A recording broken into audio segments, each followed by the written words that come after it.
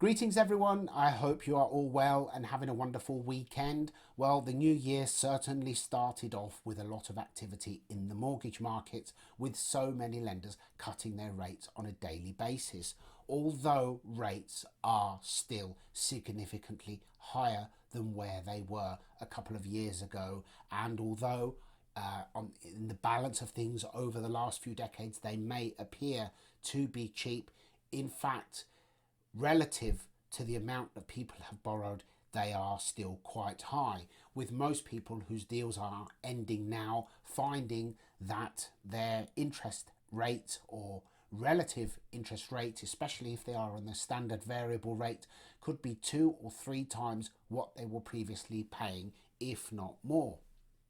Buy-to-let landlords are still struggling, with many of them unable to refix because with the higher rates and changes in the tax laws in recent years, as their mortgages come to an end, they're finding that they fail the lender's stress test, and buy-to-let standard variable rates are significantly higher, with many of them still as high as 9.5%, if not more.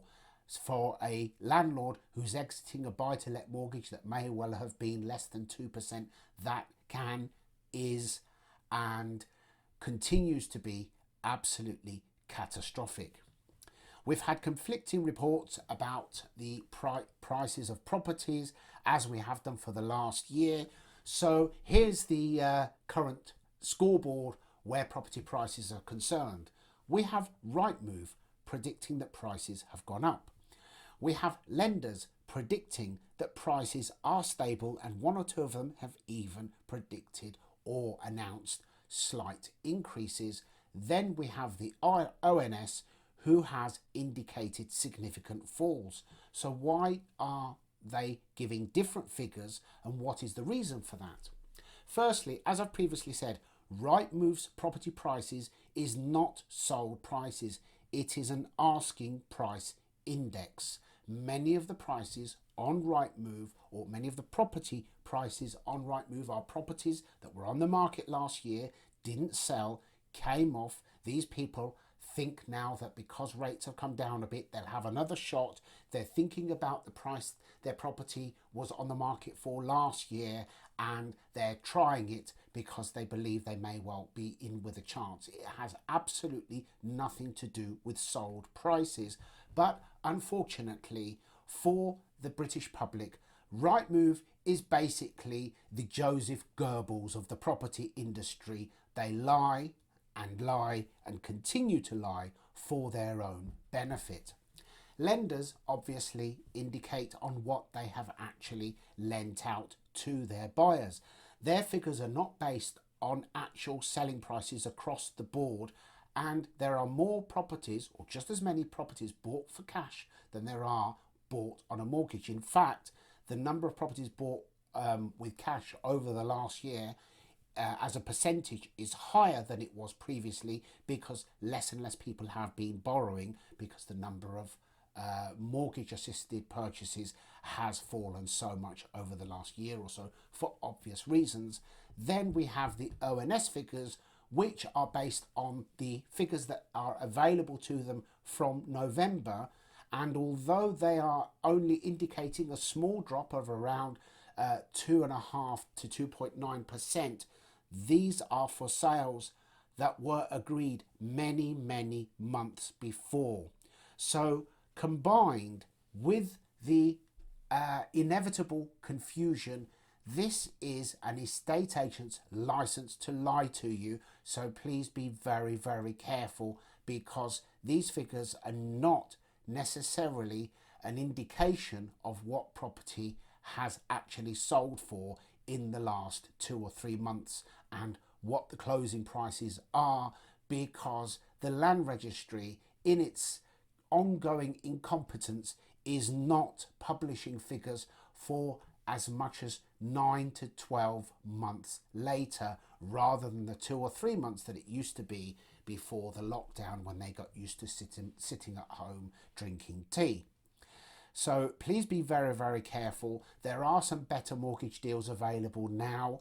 You may be able to find yourself a better deal now.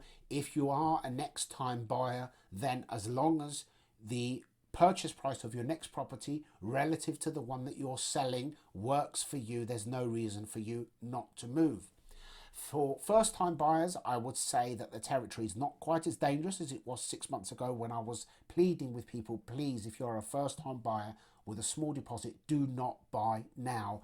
But please be careful, because once again, many prices on new properties can be quite deceptive, because many developers are actually offering incentives that are far greater than they used to be.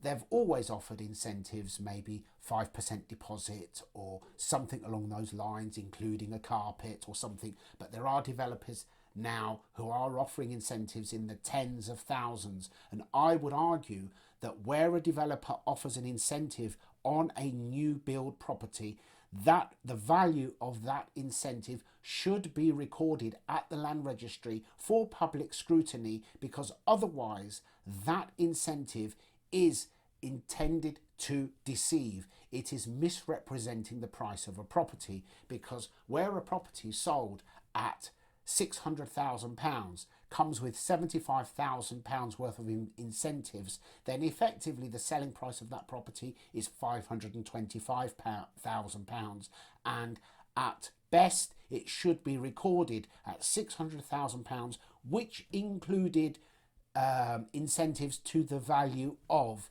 so that people know that the actual figure recorded by the land registry, when they finally do get round to publishing it, they are able to draw true and accurate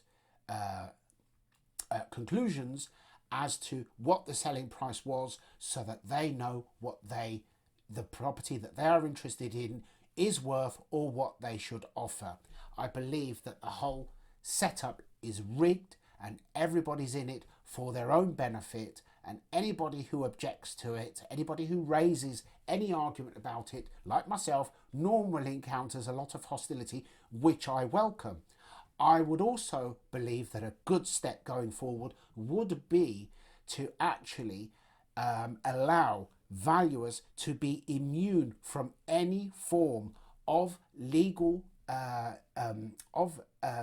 legal challenges on the valuations they offer on properties, because some of the big developers do bully valuers into increasing the value of the properties, which is why so many new properties are not downvalued. They're hardly ever downvalued. But you or I put a property on the market in a falling market, and a valuer will more often than not downvalue it just to be on the safe side. But they daren't do that with a new big developer, because they'll find themselves facing legal action. Now, I believe that's not the surveyor's or valuer's fault. That is the process, and they should be exempt from any form of legal action, because they have given an honest opinion about what a property is worth. So in short, even though things are looking slightly more positive, I still believe the pressure on property is downwards, because it's about affordability, and the average buyer's affordability even now is approximately 75% of what it was 2 years ago at best, and it will continue to remain so for the foreseeable future, driving prices down. There may be certain pockets that rise unexpectedly, don't fall as much. There are cities that are normally more resistant to price falls, such as Cambridge, which I've mentioned before, for reasons of demand and the size and the fact that it can't expand and so on and so forth. But overall, you need to tread very, very carefully and take everything that you are hearing from the major property sources with a pinch of salt. As always, I'd love to hear your thoughts.